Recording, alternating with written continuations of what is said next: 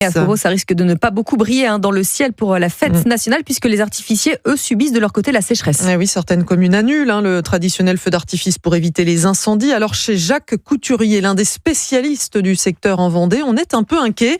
Reportage du correspondant d'Europe 1, Charles Guyard.